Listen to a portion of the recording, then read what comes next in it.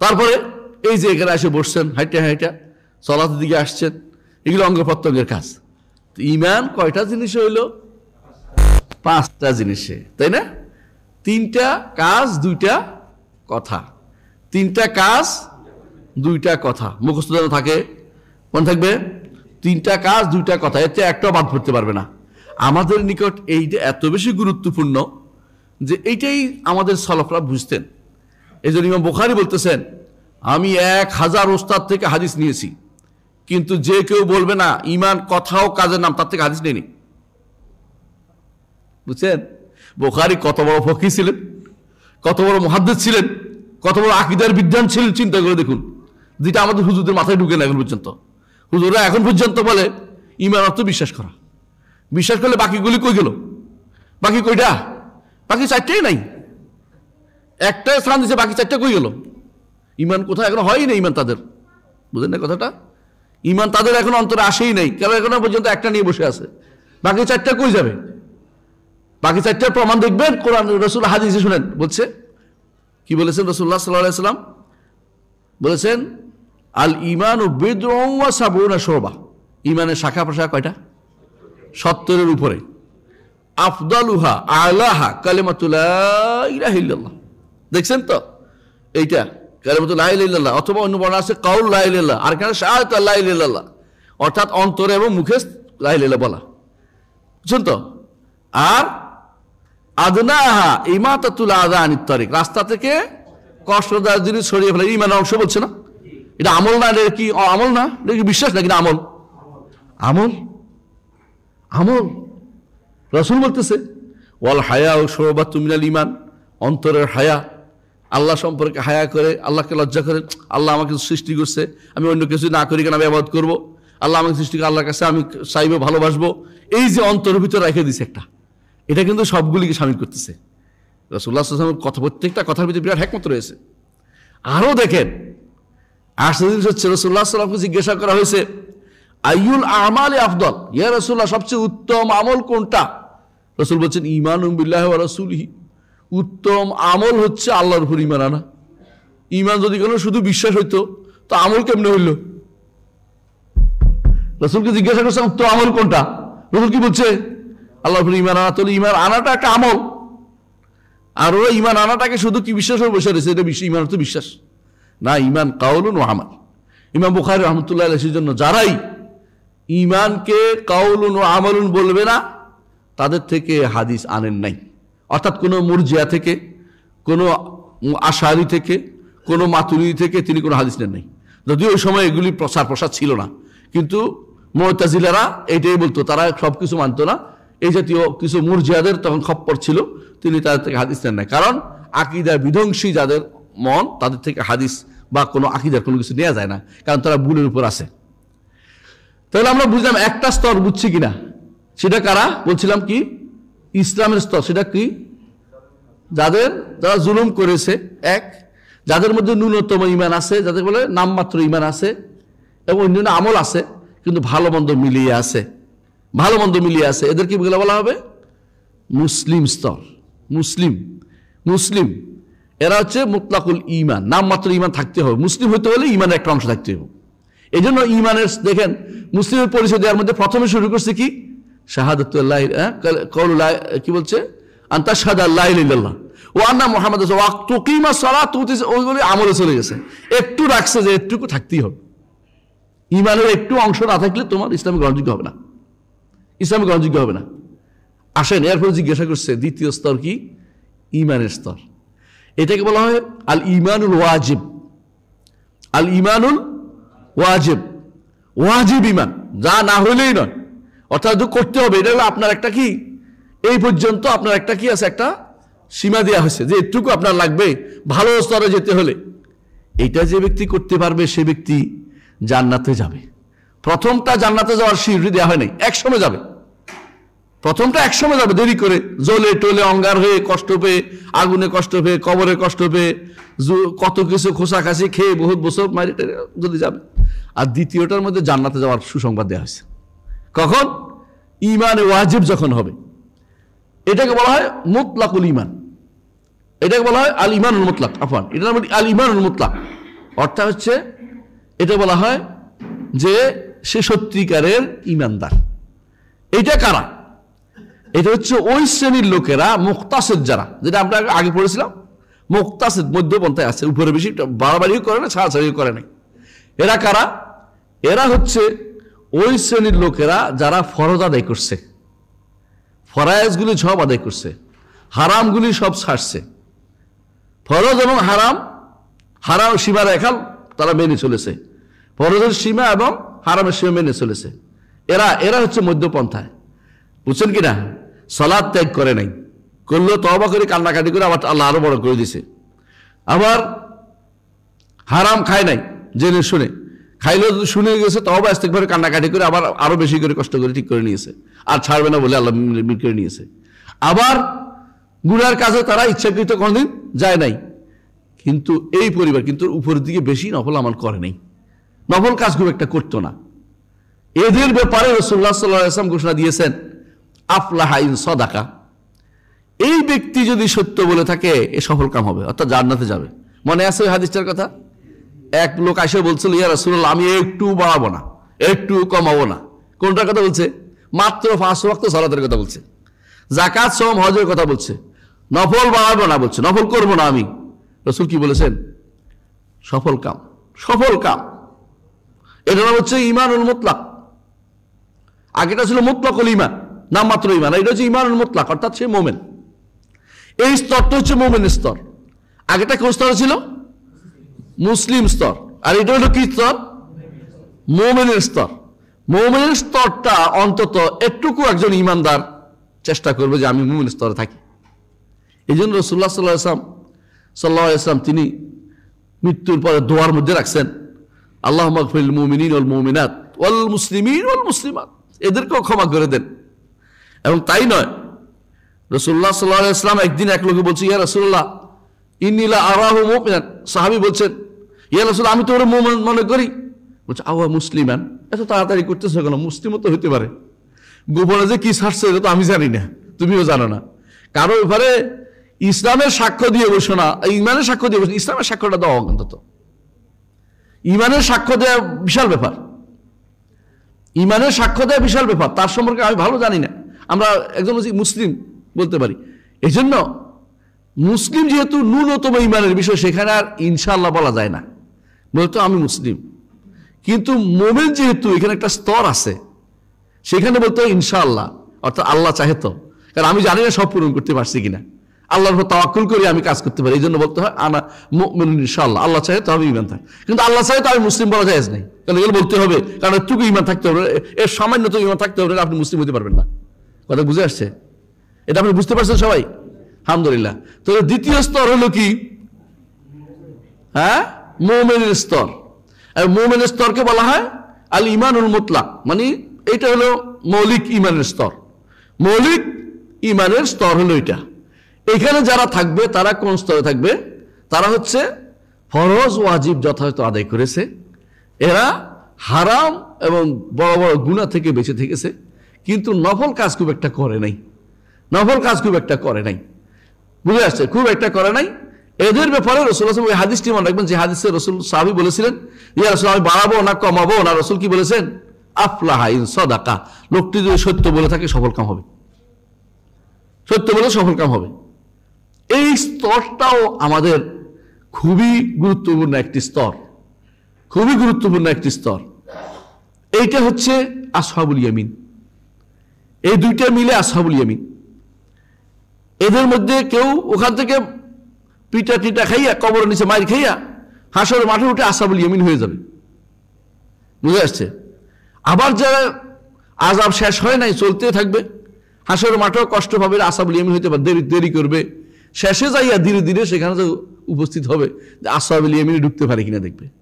কিন্তু আরেকটা স্তর রয়েছে, সেটা কি? সেটা হচ্ছে মুহসিন স্তর। সেটা কারা? সাবিকুম বিল খায়রাত, যেটা আগে বলতে আলোচনা করেছি, অমিনহুম সাবিকুম বিল খায়রাত, যারা কল্যাণে অগ্রগামী। শুধু ফরজ না, ফরজও করছে, নফলও পড়ে, নফল কাজে অগ্রগামী, সারাক্ষণ শুধু আল্লাহর দিন নিয়ে চিন্তা করে, আল্লাহ তুমি আমাকে দিন দিয়েছো, আল্লাহ শুকরিয়া আদায় করে, এবং আমি কিভাবে সারা দুনিয়াতে আল্লাহর দিনকে প্রচার প্রসার করতে পারি, কিভাবে হকটা বলতে পারি, মানুষদেরকে দিনের মধ্যে কিভাবে আনতে পারে এই চিন্তায় যারা বিভোর থাকে, এরা হচ্ছে সাবিকুম বিল খায়রাত। এরা কোনোদিন ক্লান্ত হয় না, ফেরেশতারা এই পর্যায়ের। এই জন্য ইউসাব্বিহুনা আল-লাইলা ওয়ান-নাহারা লা ইয়াফতুরুন, রাত দিন তারা তাসবিহ পাঠ করে, মুহূর্তের জন্য তারা ক্লান্ত হয় না, এরা ক্লান্তি বোধ করে না। এরা যখন মক্কায় যায় তোয়াফ করতে থাকে, কষ্ট হয় না ওদের, এরা কষ্ট হয় না, কষ্ট বোধ হয় না। এরা ফজর নামাজ পড়ে বসে থাকতে পারে সূর্য ওঠা পর্যন্ত, ইশরাক পড়ে, আবার তারা সুযোগ পেলেই 2 রাকাত নামাজ পড়ে। বেলাল রাদিয়াল্লাহু আনহু তিনি বললেন, এমন এক কাজ করলেন, রাসূল বললেন, বেলাল এমন কি কাজ করেছো জান্নাতে তোমার পদশব্দ আমি আমার সামনে শুনতে পেলাম। রাসূলুল্লাহ সাল্লাল্লাহু আলাইহি ওয়াসাল্লাম বেলাল বললেন যে আমি তো তেমন কিছু করেছি মনে আসে না, তবে যখনই ওযু করেছি 2 রাকাত সালাত আদায় করেছি, হয়তো এটা হতে পারে। এবং তাই এরা হচ্ছে সাবিকুম বিল খায়রাত, যত কল্যাণ দরকার আছে তত কল্যাণ খুঁজে তারা, যত কল্যাণ দরকার তত কল্যাণ খুঁজে। বলতে পারেন ফাজাইল আমাল, সমস্যা নাই, ফজিলত যেগুলি খুঁজে তারা, কোথায় কি ফজিলত আছে সেটা তারা খুঁজে বেড়ায়। এরা হচ্ছে সাবিকুম বিল খায়রাত, যত কল্যাণের কাজে তারা অগ্রণী হয়ে থাকে। এদেরকে বলা হয় মুহসিন, এদেরকে বলা হয় মুহসিন। কথা বুঝাতে পারছি তো? মুহসিন স্তরটা হচ্ছে সর্বোচ্চ স্তর। মুহসিন স্তরে কেউ গেলে তখন তার মধ্যে সবসময় 2টা জিনিস কাজ করে। একটি হচ্ছে আল্লাহকে আমি দেখে ইবাদত করতেছি, এটাকে বলা হয় মানজিলাতুল মুশাহাদা, যে আমি তাকে যেন দেখছি। এটা সম্ভব সবার জন্য হয় না, এটা সবার জন্য সম্ভব হয় না, কারণ স্রষ্টাকে দেখার যে অনুভূতি এটা সব মানুষের অন্তরে আসে না। যদি ইবাদত করতে করতে যার মধ্যে আল্লাহ তাআলা এই রহমত ঢেলে দেন, তিনি শুধুমাত্র সারাক্ষণ এই পথে চলতে পারে। যেভাবে হাদিসে আসছে যে মান আদ আলী ওয়ালিয়ান ফাকাদ আযানতু বিল হারব, কেউ যদি আমার ওলির সাথে শত্রুতা করে তার বিরুদ্ধে আমি শত্রুতে যুদ্ধ নেমেছি। আমার ওলি যারা আল্লাহ আমার নৈকট্য অর্জনের জন্য ফরজ ইবাদত চেয়ে ভালো কোনো কিছু নাই, হাদিস আছে এখানে। আর বান্দা ফরজ ইবাদতের পরে নফল দিয়ে আমার আরো নৈকট্য অর্জন করতে চায়, বুঝছেন তো? ফরজ আমলটা কদ্দুর? মুমিন স্তর। আরো একটু বেশি অর্জন করতে চায়, এটা কোন স্তর? মুহসিন স্তর। এমন একটা স্তরে সে পৌঁছে যখন সে হারামের দিকে আর পা বাড়ায় না, কারণ তার হাত আমার সন্তুষ্টির দিকে হাত দেয়, তার চলা আমার সন্তুষ্টির দিকে চলে, তার চিন্তা চেতনা আমার সন্তুষ্টির দিকে চলে। এই জায়গায় পৌঁছে গেলে এটা হচ্ছে সত্যিকারের ইহসান স্তর। ইহসান হচ্ছে এমন একটা স্তর যেখানে অর্থাৎ শুধু ফরজ ওয়াজিব জাগানো অতিরিক্ত আরো কিছু, যা বলতে পারেন সর্বোচ্চ সুন্দর যেটা হইতে পারে, সেটা সুন্দরের মধ্যে এটা আরো সুন্দর। ধরেন আপনি কাউকে তার 10 টাকা দরকার, আপনি তাকে 10 টাকা দিলেন, এটা হচ্ছে দিলেন ভালো কথা, কিন্তু তাকে 12 টাকা দিলেন, যে 10 টাকা দিলাম আরো 2 টাকা দিলাম, তো সুন্দর করে কাজটা সেরে ভালো করে খাইস, ভালো করে খাবারটা খেস, তাহলে কি হবে? এটা ইহসান। এটা হচ্ছে ইহসান। ইহসানের পর্যায়টা হচ্ছে ঈমানদারের কাঙ্ক্ষিত জায়গা। ঈমানদার এখানে যেতে হবে। এই জন্য আল্লাহ তাআলা কোরআনে কারীমে বারবার বলেছেন ইন্নাল্লাহ ইউহিব্বুল মুহসিনিন, আল্লাহ মুহসিনদের পছন্দ করেন। ইউহিব্বুল মুহসিনিন, মুহসিন যারা তাদেরকে পছন্দ করেন। শুধু আল্লাহর ইবাদতের ক্ষেত্রে নয়, ইহসানের জায়গাটা মানুষের সাথে ব্যবহারের ক্ষেত্রে রয়েছে, এমনকি প্রাণীগুলির সাথে ব্যবহারের সময় ইহসানের জায়গাটা রয়েছে। রাসূলুল্লাহ সাল্লাল্লাহু আলাইহি ওয়াসাল্লাম বলেছেন ইন্নাল্লাহ কাতাবাল ইহসান আলা কুল্লি শাই, আল্লাহ তাআলা প্রতিটি প্রাণীর সবকিছুর উপর ইহসান লিখেছেন। সবচেয়ে উত্তম কাজটি কিভাবে করে লিখেছেন, কিরকম বলেছেন? ইজা কাতালতুম ফাহসিনুল কিতলা, কোনোকে মেরে ফেলতে হলে সুন্দর করে মারো, বুঝছেন কিনা? আপনি একটা কুত্তাই মেরে ফেলবেন, কুত্তা মেরে ফেলতে হলে আগে ল্যাজ কাটে ফেলাই দিয়ে তার কষ্ট দিয়েন না, মেরে সুন্দরকে একবারে মেরে ফেলেন, সেই জন্য ঠান্ডাতে আপনি অর্ধেক অর্ধেক কাইটা কাইটা কাইটা কাইটা কষ্ট দেওয়া হলো না, এটা করেন না। ওয়াইজা যাবাহতুম ফাহসিনু যিবহা, যদি কোনো জবে করো কোনো প্রাণীকে খাওয়ার জন্য সুন্দরভাবে জবে করো। কিভাবে বলছে? ওয়াল ইউহিদ্দু আহাদাকুম শুফরাতাহু, তোমাদের কেউ যেন ছুরিটাকে ধারালো করে নেয়। কারণ যদি আপনি একটা কি বলে এটাকে, অধারালো কি বলে এটাকে, হ্যাঁ বোতা, যাক আপনার শব্দটা খুঁজে বের করে, আমাদেরও বোতাই বলে, বোতা দিয়ে যদি এরকম এরকম বারবার বলতে থাকেন কি হবে? কষ্ট হবে না? কষ্ট হবে না বোতাই দিয়ে? আর যদি কোনো ছুরি দিয়ে একবার দেন তার রক্ত বের হয়ে গেল, শান্তিতে বের একটু। এর রাসূল বলছেন যে ধারালো করে নাও। ওয়াল ইউরিহ যাবিহাতাহু, জবেটাকে একটু আরামে রুটা যাইতে দাও, খোসাইও না। দেখছেন না কি করে কসাইরা? খোসা। এটা ইহসানের বিপরীত কাজ। ইহসান করতে, ইহসান বলতে কখনো কখনো এটার কারণে আরো মারাত্মক কারণ হইতে পারে, এটার কারণে গুণ মাকরুহ হয়ে যেতে পারে, কারণ সে তো কষ্ট দিচ্ছে এই জন্য। তাহলে বোঝা গেল একটা প্রাণীকুলের সাথে পর্যন্ত এহসান আপনার রয়েছে যদি মহসেন হন। মহসেনের সব জায়গায় এহসান করবেন। মহসেন শুধুমাত্র ইবাদত হয় না, মানুষের সাথে মানুষের ব্যবহারের সাথে। মানুষের ব্যবহারের সাথে এহসান কিভাবে করবেন? হাদিসের 3টি পর্যায়ে বলা হয়েছে। সেটা কি? একটা হচ্ছে কাফুল আদা, একটা হচ্ছে কাউকে কষ্ট দিবেন না, একটা হচ্ছে বদলুন নাদা, নাদা খরচ করবেন মানুষের জন্য। 3 নম্বর হচ্ছে তলাকাতুল ওয়াজ, হাসি মুখে কথা বলবেন। হাসিটা এত মাহাঙ্গা করে ফেলেন না। মাহাঙ্গা বুঝেন নি? হ্যাঁ, মানে কি? হ্যাঁ, দামি মানে বেশি না। তলাকাতুল ওয়াজ, অসুবিধা কি? আপনার একটা হাসি যদি আরেকজনের মনে হাসি, মনে শান্তি ফুটে, অসুবিধা কি? এটাও আপনি রাখেন। একজন মানুষ সর্বোচ্চ পর্যায়ে হচ্ছে মহসিনের স্তর। মহসিনের স্তর যে ব্যক্তি পৌঁছতে পারবে আল্লাহ তাকে ভালোবাসবেন, এবং এইটাই কাঙ্ক্ষিত স্তর। মহসিনের স্তরে কারা ছিলেন? হ্যাঁ, যারা ছিল ইহদিনাস সিরাতাল মুস্তাকিম সিরাতাল্লাযীনা আন'আমতা আলাইহিম মিনান নাবিয়্যিন ওয়াস সিদ্দিকিন ওয়াশ শুহাদা ওয়াস সালিহিন হাসুনা উলাইকা রাফিকা। যে মহসিনের স্তর হচ্ছে নবীরা, সিদ্দিকরা, শহীদরা এবং নেককার বান্দারা। এরা মহসিন স্তরের মানুষ। মহসিন স্তরের মানুষ এরা কোনো বাজারে বা ঘাটে বা কোনো দরবারে পাওয়া যায় না। এরা কৃষকও হইতে পারে, একজন কৃষকও হইতে পারে। আমি একজন আলেমের কথা জানি, তিনি বাজারে নিচ্ছেন ছাগল বিক্রি করার জন্য। তার কাছে মনে হলো ছাগলটার কষ্ট হচ্ছে, তো কোলে তুলে লয়ে গেছেন। আপনারা চিন্তা করতে পারেন, এ নিয়ে এলাকাতে খুব প্রবাদ আছে যে হুজুরে, রহিমউদ্দিন হুজুরে ছাগলের কষ্ট হবে চিন্তা করে। আমার দাদা ছিলেন উনি, সেজন্য বলতেছি। তো বললাম যে বিপদে পড়বে, বলতেছি কে করলো এটা। এমনকি উনি বলতেন যে এই এটুকু চাষ করব। আলেম ছিলেন বড়, কিন্তু নিজে চাষ করতে, তখনকার দিনে চাষের অবস্থা ছিল, ঠিক একটুও বাড়াবেন না, না গরুর কষ্ট হবে। চিন্তা করে দেখেন, ওদের মধ্যে একটা ইয়া ছিল যে এহসানের পর্যায়ে কাজ করতো। এহসানের পর্যায়ে একজন মুসলিম যাবে, এটা তার কাঙ্ক্ষিত জায়গা। সেই জায়গা যদি না যেতে পারে, অন্তত কোথায় থাকতে হবে? মুমিনের পর্যায়ে যাবে। মুমিনের পর্যায়ে হচ্ছে ফরজ ও ওয়াজিবের সীমারেখা যথাযথ মেনে চলা, হারাম থেকে বেঁচে থাকা, হারাম থেকে বেঁচে থাকা, এটুকু অন্তত চিন্তা করবে। আর যদি এর চেয়ে নিচে যান, মুসলিমের স্তর, আপনি তখন বিপদে পড়ে যাবেন। এই জন্য ইমানদারের ক্ষেত্রে আমরা এটা সবসময় বলে থাকি, ইমানের 3টি স্তর রয়েছে। একটা হচ্ছে কি? মুসলিম, তারপরে মুমিন, তারপরে হলো মুহসিন। এটাই কোরআনের অন্য আয়াতে বলেছে, যালিমুল লিনাফসিহি ফামিনহুম মুকতাসিদ ওয়া মিনহুম সাবিকুম বিল খায়রাত, কল্যাণে অগ্রগামী। সুতরাং প্রত্যেকটি মানুষের এই কাজগুলি করতে হবে।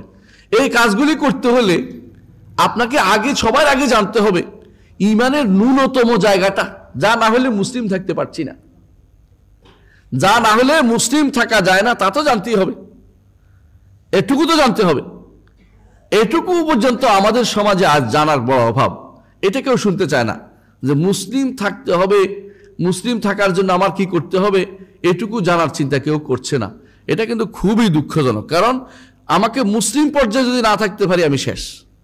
এই জন্য ইমান শিখতে হয়। এই জন্য সাহাবায়ে কেরাম বলতেন, হালুম্মু নাজদাদ ঈমানানা, আসো বসো একটু ইমানটা বাড়িয়ে নেই। কারণ ইমান কিন্তু কমতে কমতে একসময় একদম শেষ হয়ে যায়। আপনি মনে করেন না আপনি যে মুমিন স্তরে পৌঁছে গেছেন, থাইয়া যাবেন, তা কিন্তু না। যে কোনো সময় বরবাদ হয়ে যেতে পারে। আপনাকে এটার জন্য ট্রেনিং থাকতে হবে যে আমি ইমানের এই স্তরে থাকব, কষ্ট করে হলে থাকতে হবে। কারণ আপনি একবার কষ্ট করে, ধরেন এখানে আসছেন, বসছেন, ডক্টর সাইফুল্লাহ লম্বা একটা আলোচনা করছেন, আপনার মন ভরে গেছে, এখন অনেক কিছু শিখে গেছেন, বিশাল কিছু আপনার মন ভরে গেছে, আর কোনোদিন অন্যায় করবেন ঠিকঠাক হয়ে গেছেন।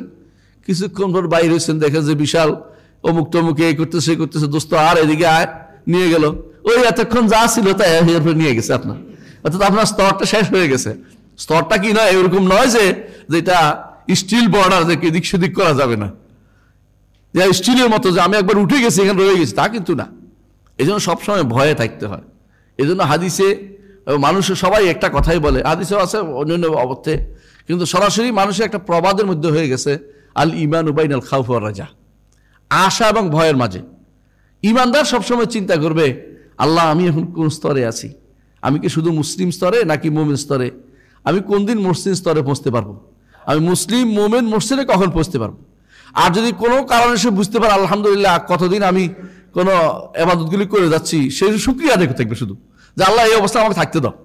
যদি একবার মনে আসে যে আমি তো অনেক দিন ধরে কোনো গুনার কাম করতেছি না, পরের দিন আমি গুনাহ হয়ে যাবে, কারণ তখনই অহংকার ঢুকে গেছে মনের ভিতরে, তখন কান্নাকাটি শুরু করতে হবে, আল্লাহ আমার অন্তর তো শেষ হয়ে যাচ্ছে, এত কষ্ট করে ঠিক করছিলাম যে কোনো সময় এটা আমারে ফালাইয়া চলে যাচ্ছে, আমার এখন ভুলের পথে নিয়ে যাচ্ছে। এজন্য ঈমানদার সার্বক্ষণিক নিজের নফসকে বলবে, নফসকে তাড়াবে যে তুমি আমারে শেষ করলা, তুমি আমারে শেষ করবা, তুমি আমার সব শেষ করে দিবা। নফস হচ্ছে আম্মারাতুম বিসু ওয়া মা উবাররিউ নাফসি ইন্নান নাফসা লাআম্মারাতুম বিসু। ঈমানদার অন্তর সবসময় কি করবে? নফসে লাওয়ামা হবে ঈমানদার অন্তর। আর মুহসিনের অন্তর সবসময় কোন জায়গায় যাবে? মুতমাইন্না। আহসান, বুঝছেন তো? তাহলে তিনটা স্তর ওদিকে মিলে হয়ে গেছে। আবার কি? যে ব্যক্তির অন্তর মুসলিম আম্মারাতুম বিসুর মধ্যে আছে, ইন্না ওয়া মা উবাররিউ নাফসি ইন্নান নাফসা লাআম্মারাতুম বিসু, নফস খারাপের দিকে নির্দেশ দেয়। এটা হচ্ছে মুসলিমের অন্তর। তারে মাঝে মধ্যেই কেবল এটা করতে বলে ওইটা করতে বলে, 5 মিনিট ঘরে থাকতে চায় না। কি জন্য? বাইরে বড় বাক্সর দিকে তাকাবে, অথবা বিশাল একটা বাক্স কিনে ফেলবো, ঘরের ভিতরে বাইরে দেখার দরকার নেই, সবাই মিলে দেখবো। এগুলি হচ্ছে ঈমান থাকলেও মুসলিম স্তরের মধ্যে আছে, সে যে কোনো সময় ওই বাকি ঈমানটুকু নিয়ে শেষ করে দিতে পারে। যখন তার এমন পর্যায়ে যাবে, মনে রাখবেন এই পর্যায়ে ছোট্ট ঈমানের যে অংশটুকু আছে আপনার কাছে, মুসলিমের কাছে, এটা কিন্তু খুব দ্রুত চলে যাওয়ার সম্ভাবনা থাকে। কেন? যখন হঠাৎ করে আপনার কাছে বেপরোয়া লাগবে। কি বেপরোয়া? ঈমান আমার তো আছে, এত কিছু কি, আরে আজকে 2 দিন না আসলে কি হবে, 2 দিন না পড়লে কি হবে, 2 দিন আমি খেলা দেখবো, এরপর আছে একদিন নামাজ পড়ে ফেলবো। তখন কিন্তু বেপরোয়া হয়ে গেছেন। বেপরোয়া হওয়ার অর্থই হচ্ছে আপনি শেষ, আপনার ঈমানটা শেষ হয়ে গেছে। তখনই আপনার ঈমানটা নিয়ে গেছে শয়তানে। কোনোদিন বেপরোয়া হওয়া যাবে না।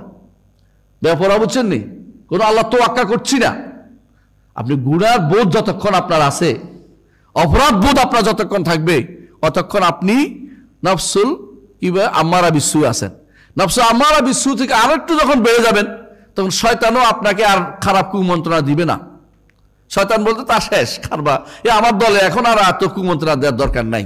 এই জন্য কাফেরের মধ্যে কুমন্ত্রণা আসে না। ওদের যত ঈমানদারের মনের ভিতরে কেন ওয়াসওয়াসা আসে, ওইটা আসে ওইটা আসে, কারণ যত শয়তানের কাজ এটা দিবেই আপনাকে, যত রকমের এইটা আসে ওইটা আসবেই। আপনার অন্তরে এটা আনবে না তো কার অন্তরে আসবে? আপনার অন্তরে আসবে এই জন্য, কারণ শয়তান আপনার পিছিয়ে লেগে আছে, নফসে আম্মারা বিসু আপনাকে বের করার চিন্তা আছে, এবং আপনার সঙ্গী সাথীরা আপনাকে বের করার চিন্তা আছে। এই 3টি জিনিস আরো আছে, পিতা মাতা আত্মীয় স্বজন আপনাকে বের করার চিন্তা আছে। এরা সবাই, পরিবেশ আপনাকে নষ্ট করে। পরিবেশ আপনি চেষ্টা করলেও বলেন যে আমি সিনেমা হলে যাই কোরআন শরীফ পড়বো, হবেই? এটা এই পরিবেশে তো হবে না। আপনি বুঝতে পারছেন তো? সুতরাং আপনাকে বুঝতে হবে পরিবেশও আপনাকে নষ্ট করে। আপনাদের সে হাদিসের কথা কি মনে আছে? এক ব্যক্তি কত 99 জনকে হত্যা করেছে। এরপর এক আবেদের কাছে বলছে, তোমার কি আমার কি তওবা আছে? বলে, কিসের তওবা? তোর মতো ব্যক্তি ফাঁসমিষ্ট তো ধরে 100 জন পুরাইছে। এখন আলেমের কাছে গেছে, আলেম বলছে যে আপনি কি আমার জন্য কোনো তওবার রাস্তা দেখেন? বলে, তওবা তো আল্লাহ তাআলা বন্ধ করে নাই, তবে তুমি যে জায়গা থাকে ওই জায়গা থেকে তওবা হবে না, কারণ এখানে সবাই কি করে? হানাহানি মারামারিতে লিপ্ত। তুমি বরং ভালো মানুষদের কাছে চলে যাও হিজরত করে। সেই ব্যক্তি হিজরত করে যাচ্ছিল, মন ভালো হয়ে গেছিল যে আমি ওখানেই থাকবো এখন থেকে। পথিমধ্যে মারা গেছে। মালাইকাতুর রাহমা, মালাইকাতুল আযাব দুটাই আসছে। দেখা গেছে সে মৃত্যুর সময় বুক দিয়ে ঠেলে ঠেলে ওইদিকে যাচ্ছিল, ওই ভালো মানুষদের দিকে যাচ্ছিল, পরিবেশ যেখানে ভালো সেখানে যাচ্ছিল, সেই জায়গা যাচ্ছিল। আল্লাহ তাআলা তখন নির্দেশ দিলেন যে হে জমিন সংকুচিত হয়ে যাও, যেদিকে ভালো মানুষ ওদিকে সহিল, আমার বান্দা যাচ্ছিল ওইদিকে। আল্লাহ কত রাহিম, আল্লাহ কত দয়াদ্র। তিনি আপনাকে জাহান্নাম দিতে চান না। আপনি যদি একটু এগিয়ে যান, রাসূলুল্লাহ সাল্লাল্লাহু আলাইহি ওয়াসাল্লাম বলেছেন যে আমার কাছে, হাদিসে কুদসিতে আল্লাহ তাআলা বলেন যে আমার কাছে আতানি হারওয়ালাতান, যে আমার কাছে দৌড়ে আসে আমি তার কাছে দ্রুত বেগে যাই, যে আমার কাছে হেঁটে আসে তার কাছে আমি দ্রুত বেগে যাই, যা আমার কাছে 1 বিঘত আসে আমি তার কাছে 1 হাতে এগিয়ে যাই। আল্লাহ তাআলা আপনার দিকে, আপনাকে দেওয়ার জন্য আছেন, কিন্তু আপনি চাচ্ছেন না। চেষ্টা করলেই দেখবেন যে আল্লাহ দিচ্ছে। রব্বুল আলামিন কত দয়ালু। তিনি বললেন যে হে ফেরেশতারা, তোমরা মাপো কোন দিকে বেশি, কোন দিকে বেশি রে মাপো। আল্লাহ তাআলা জমিনকে বলে, জমিন তুমি সংকুচিত হয়ে যাও, আমার বান্দার দিকে যাও। জমিন সংকুচিত হয়ে তাকে ভালো মানুষদের দিকে নিয়ে গেল, আর দেখলো যে 1 বিঘত বেশি আছে ভালো মানুষদের দিকে। তখন বলে যে মালাইকাতুর রাহমা তাকে যেন তার জান যেন কবজ করে। আল্লাহ তাআলা চান আপনাকে দিতে, আপনাকে ভালোটা করতে, আপনাকে সহযোগিতা করতে আল্লাহ চান। এই সহযোগিতার জন্য আপনার সাথে ফেরেশতা দিয়ে দিয়েছেন। ফেরেশতা আপনাকে ভালো কাজের উদ্রেক ঘটায়। অনেক সময় আপনি চিন্তা করবেন আমার কেউ উঠাইলো, কেউ উঠায় না, ফেরেশতা উঠে দিছে আপনাকে ঘুম থেকে। অনেক সময় আপনি এটা দেখবেন যে কি কথা বললো কে, মনে করেন কে আমার ঠেলা দিল একটা, উঠে দেখেন যে না আমাদের টাইমে ঠিক হয়েছে, সব ঠিক মতো উঠেছে। এটা শয়তানে উঠে নাই, আপনি নজর না, ফেরেশতা আপনাকে সহযোগিতা করছে। আল্লাহ তাআলার কোরআনে কারীমে উল্লেখ করেছেন যে লাহু মুআক্কিবাতুম মিন বাইনি ইয়াদাইহি ওয়া মিন খালফি ইয়াহফাজুনা মিন আমরিল্লাহ। আল্লাহর কিছু মুআক্কিবাত আছে যারা পিছনে ফেরেশতা রাখছে আল্লাহ আপনার জন্য, হাফাজা ফেরেশতা রাখছে, হেফাজত করে, ভালো কাজের কথা অন্তরে উদ্রেক করে দেয়। আপনাকে কত কিছু দিয়ে সাহায্য করছে, আপনি ফেরেশতারে কষ্ট দিচ্ছেন বহু কিছু দিয়ে। এর মধ্যে একটা হচ্ছে, বুঝছেন তো, এমন কষ্ট দিচ্ছেন ফেরেশতারে যে আপনি কিন্তু এটা বাসায় দিলেও বাসায় রাজি হয় না কেউ শুনতে। আপনার বাসায়ও দেখবেন যে কেউ সিগারেট খেলে কেউ পছন্দ করে না আপনারে। এর অর্থ হচ্ছে আল্লাহর খাঁটি বান্দারা আপনার সাথে আছে, যারা কোনদিন জুলুম করে না, অন্যায় করে না, আপনাকে ভালোবাসে, আপনার জন্য দোয়া করে। ইয়াস্তাগফিরুনা লিমান ফিল আরদ, যারা জমিনের মধ্যে আছে ঈমানদার তাদের জন্য তারা ক্ষমা প্রার্থনা করে, আর আপনি তাদেরকে ফু করে তাদেরকে কি করছেন, দোয়া ছাইলেন তাদের গায়ের মধ্যে। ভালো হইলো? এটা কোনো ভালো কাজ হতে পারে না, এটা ভালো কাজ হতে পারে না। সুতরাং আপনি এদেরকে কষ্ট দিতে পারেন না। এজন্য রাসূলুল্লাহ সাল্লাল্লাহু আলাইহি ওয়াসাল্লাম বলেছেন ইন্না মাআকুম মান লা ইউফারিকুকুম, তোমাদের সাথে এমন কিছু আছে যারা কখনো তোমাদের থেকে আলাদা হয় না 3 সময় ব্যতীত। 3 সময় বুঝছেন আপনারা অনেকেই, যখন বাথরুমে থাকে, যখন তাদের অন্যান্য এই কাজে থাকে, তখন তাদেরকে দূরে থাকে বিভিন্ন কারণে ফেরেশতারা, পেশাব পায়খানা অন্যান্য কাজে। এছাড়া কোনো দূরে থাকার কারণ নাই। তারা সবসময় আপনার সাথে, কেন আপনাকে তারা হেফাজত করতে চায়। আল্লাহর পক্ষ থেকে তারা নিয়োজিত, তারা আপনার জন্য দোয়া করে, ভালো কাজের দোয়া করে। আল্লাহ রব্বানা ওয়াসি'তা কুল্লা শাইইন রাহমাতান ওয়া ইলমা ফাগফির লিল্লাযিনা তাবু ওয়াত্তাবাউ সাবিলাকা ওয়াকিহিম আযাবাল জাহিম। দোয়া করতে থাকে যে আল্লাহ আপনি সব কিছু জ্ঞানে, আপনি সব কিছু ওয়াসি'তা কুল্লা শাইইন রাহমাতান ওয়া ইলমা, রহমত এবং জ্ঞান দিয়ে সবকিছু পরিবেষ্টন করে আছেন। ফাগফির লিল্লাযিনা তাবু, যারা তওবা করে তাদেরকে আপনি ক্ষমা করে দেন। ওয়াত্তাবাউ সাবিলাকা, তাদেরকেও ক্ষমা করে দিন, আপনার পথে যারা চলে। বুঝছেন তো, ঈমানদারদের মধ্যে যারা গুনাহগার তাদের জন্য তওবার কথা বলছে। ওয়াত্তাবাউ সাবিলাকা, যারা মধ্যম পন্থায় চলছে তাদের জন্য তারা দোয়া করতেছে। ওয়াত্তাবাউ ওয়াকিহিম আযাবাল জাহিম, তাদেরকে জাহান্নামের আগুন থেকে বাঁচান। দোয়া করতেছে ফেরেশতা আপনার জন্য, সার্বক্ষণিক দোয়ার মধ্যে আছে। এই ফেরেশতাতে আপনি কষ্ট দিচ্ছেন কি কারণে? না বুঝে না জেনে কষ্ট দিচ্ছেন। আর যারা ঈমানদার তারা সব সময় ইস্তাহিয়ু মিনাল্লাহ হাক্কাল হায়া, বাস্তব লজ্জা তারা পায় যে আল্লাহ তাআলা আমাকে সৃষ্টি করেছেন, এমন জিনিস দিয়েছেন যা আমি চাইলে দুনিয়ার বুকে কোথাও আমাকে খুঁজে দিলে দিতে পারতো না। চোখের কর্নিয়া দেখেন তো, একটা কর্নিয়া বানাইতে পারবে কেউ? কর্নিয়া, একটা মরা মানুষের কর্নিয়া এনে যোগ করতে হয় যদি দেয়। নিজেরা কর্নিয়া বানানোর ক্ষমতা এখনো মানুষ পারে নাই, তারপরেও কত আস্ফালনের শেষ নাই।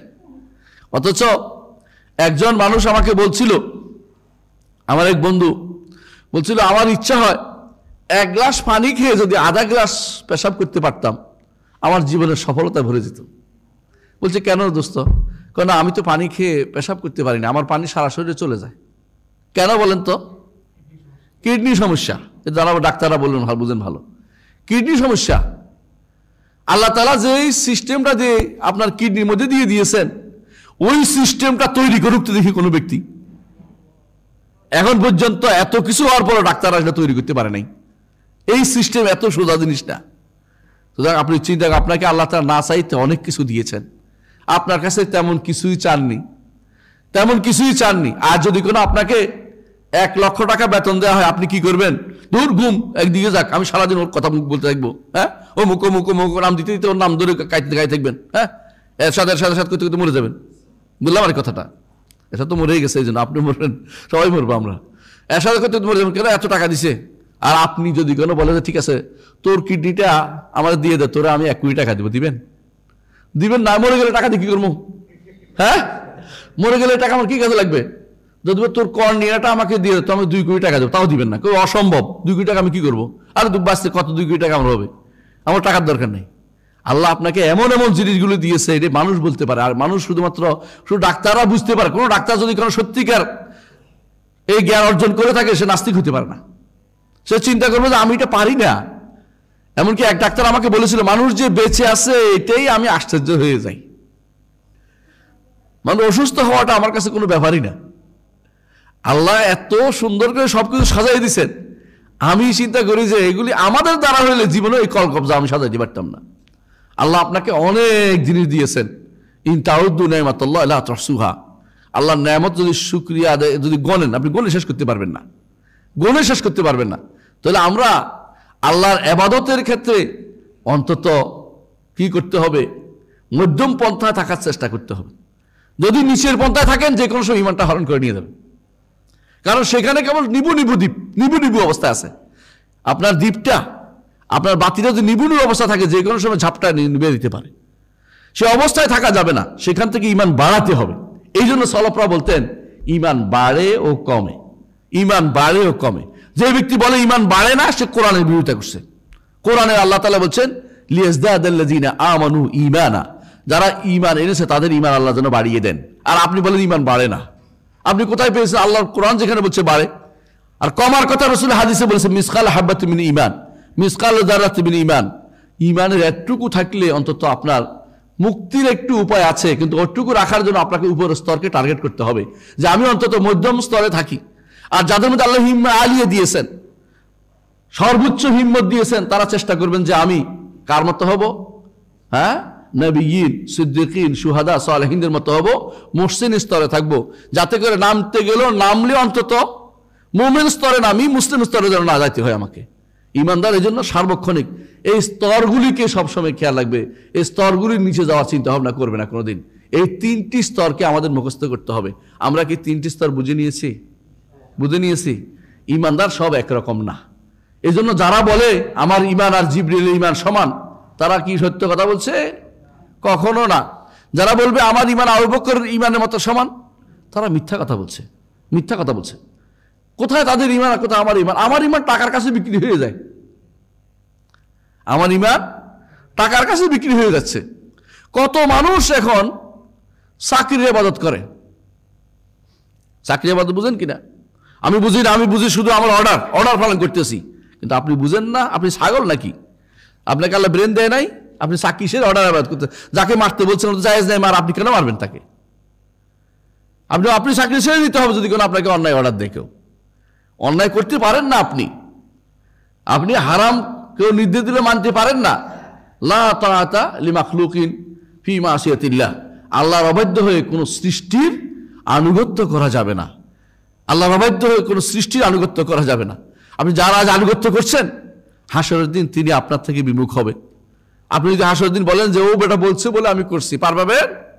ও বেটা বলছে, ও বেটাকে, ও তো আল্লাহর এক দাস, ওর কথা তোমার শুনতে হবে কেন? কারণ তুমি যে নফসের গোলামি করেছ, তুমি নফসের গোলামি করেছ, দুনিয়ার গোলামি করেছ, টাকার গোলামি করেছ, সুন্দরী নারীর গোলামি করেছ, অনুরূপভাবে তুমি যশ খ্যাতির গোলামি করেছে। বেশিরভাগ মানুষ যশ খ্যাতি চলে। যশ খ্যাতি বুঝেন?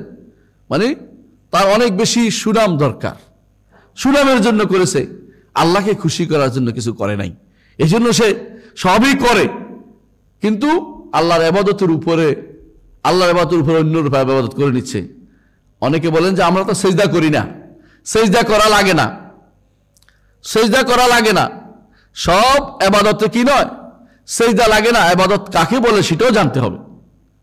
ইবাদত কাকে বলে কে বলতে পারবেন দেখি? হ্যাঁ, ইবাদত শব্দ অর্থ দাসত্ব, এটা সবাই জানে। কিন্তু দাসত্ব কেমনে হয়?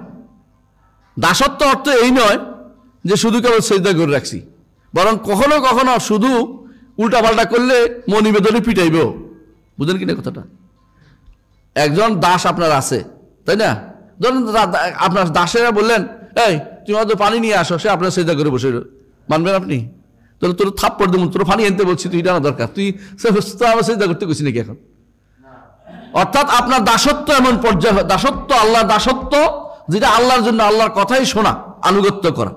আল্লাহর কাছে নিজেকে সঁপে দেয়া, আল্লাহর জন্য সেজদা করা, যেগুলি আল্লাহ তাআলা তার জন্য করতে বলেছেন, এগুলির কোনো অংশ যদি অন্য কাউকে দেন তার দাসত্ব আপনি করলেন। আল্লাহ তাআলা বলছে ভালোবাসতে হবে বেশি কাকে? আল্লাহকে। আপনি সবচেয়ে বেশি ভালোবাসছেন ফুটবল জানোয়ারকে। জানতো এটার নাই। ফুটবলের মতো কি দেয়, হ্যাঁ, জড় বস্তুকে, তাই না? অথবা বেশি ভালোবাসছেন অমুক জানোয়ারকে। হ্যাঁ, মানুষের মধ্যে একটা কিছু জানোয়ার আছে না, ওদেরকে বেশি ভালোবাসেন। অথবা আপনি কারো কাছে বেশি আশা করছেন, যে আশা আল্লাহর কাছে করা দরকার, আল্লাহর কাছে আশা করা দরকার। কাউকে বেশি ভয় পাইছেন, যে ভয় কাকে পাওয়া দরকার? আল্লাহকে পাওয়া দরকার। এই সব জায়গাতে আপনি আল্লাহ ছাড়া ওই ব্যক্তিদের ইবাদত করেছেন, কোনো সন্দেহ নাই। আপনি যত রকমই বলেন না কেন, আমি তো কিছু করি নাই, করছেন অলরেডি। কারণ রাসূলুল্লাহ সাল্লাল্লাহু আলাইহি ওয়াসাল্লাম বলেছেন, তাইসা আব্দুদ দিনার, তাইসা আব্দুদ দিরহাম, তাইসা আব্দুল খামিসা, তাইসা আব্দুল খামিলা। ধ্বংস হোক দিনারের দাস, ধ্বংস হোক দিরহামের দাস। দিনার দিরহামকে কেউ সেজদা করে না। এর অর্থ কি?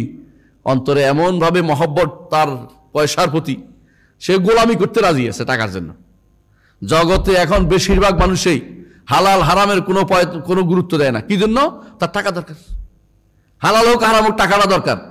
হুজুরের দিয়ে ওয়াজ করে, হুজুর কি বুঝে টাকা না হয় কেমন একদিন চলে নাকি? হুজুর তো বহু ওয়াজ করতে পারে, এগুলি বলতে পারে। অর্থাৎ টাকার গোলামি করছে।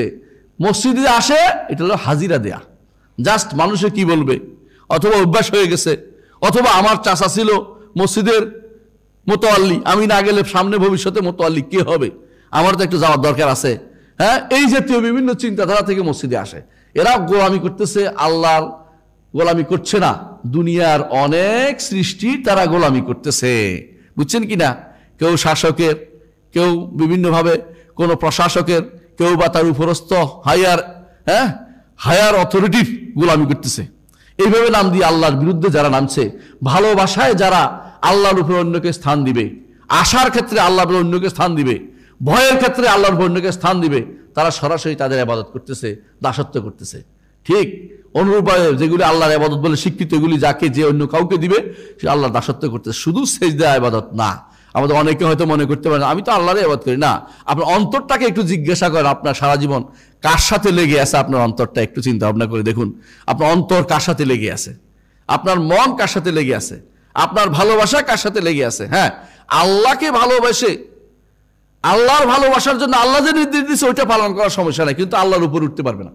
যেমন মুহাম্মদুর রাসূলুল্লাহ সাল্লাল্লাহু আলাইহি ওয়াসাল্লামকে ভালোবাসতে হবে। আল্লাহ বলছেন ভালোবাসতে, আল্লাহ বলছে তাকে অনুসরণ করতে, এবং রাসূল বলছে তাকে ভালোবাসতে। কিন্তু রাসূলের ভালোবাসা আল্লাহর ভালোবাসার উপরে উঠতে পারবে না। কথাগুলো খেয়াল রাখেন। অর্থাৎ আল্লাহ তাআলা বলছে সালাত আদায় করতে, ঠিক না? এখন যদি কেউ বলে যে আমি রাসূলের ভালোবাসা শুধু নফল পড়বো, হ্যাঁ, রাসূলের ভালোবাসা শুধু দুরূদ পড়বো, আল্লাহ সালাত পড়বো না, রাসূলের ভালোবাসাই তো আসি, কাজ হবে? কাজ হবে না। কারণ ওইটাও লাগবে, ওইটা আগে, ফরজ আগে। সারা জীবন যদি নফল সালাত আদায় করেন আর একটা ফরজ ছেড়ে দিচ্ছেন, নফল সালাত সবগুলি একত্রে একটা ফরজের মতো হবে না, এই জন্য আমরা বলি যখন একামত হয়ে যায় ফরজ ছাড়া আর কোনো সালাত নেই। এই জন্য বলি, কারণ কোনোদিন আমরা সারাদিন চেষ্টা করলে ওই জায়গায় পৌঁছতে পারবেন না। এই জন্য হ্যাঁ, আপনি যদি ফজরের সালাতের ব্যাপারে গুরুত্ব দিচ্ছে ভালো কথা, কিন্তু আপনি আগে থেকে পড়েন, সময় থাকতে পড়েন। সময় যদি না পাই আপনি পরে পড়েন।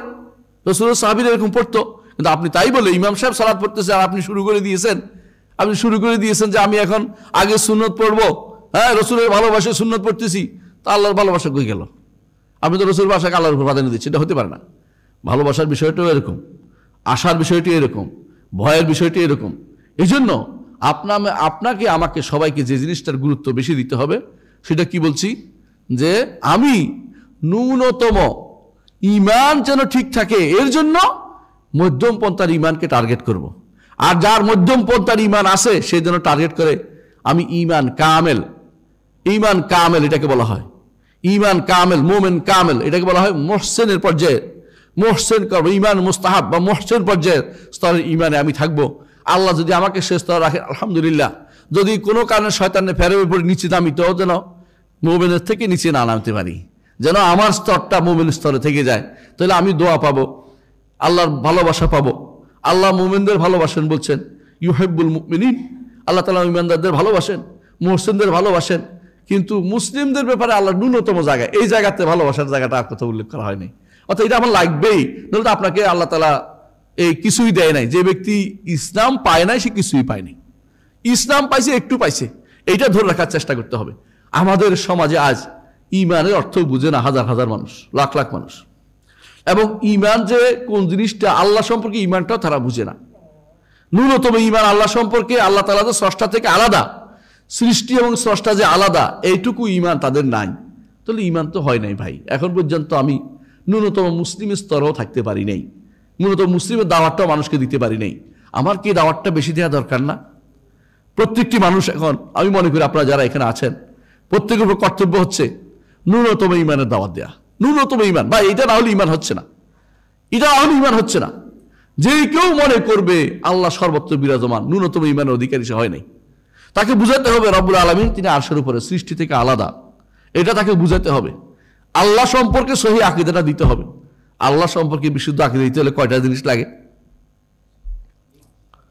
5টা। এটা বলি নাই, এটা এখন বলবো। হ্যাঁ, আল্লাহ সম্পর্কে বিশুদ্ধ আকীদা হতে হলে কয়টা জিনিস লাগবে? কি কি? হ্যাঁ, এটা আসে না, বলি নাই। এটা ইমানের সম্পর্কে বলছি, আল্লাহর সম্পর্কে বলি নাই। ইমান কয়টা জিনিসের উপর? 5টা জিনিস বলছি, তাই না?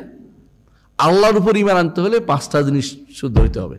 1 নম্বর হচ্ছে আল্লাহর সত্তা সম্পর্কে, আল্লাহর জাত সম্পর্কে আল্লাহ কোরআন এবং সুন্নাহ যা বলছে তা বিশ্বাস করতে হবে।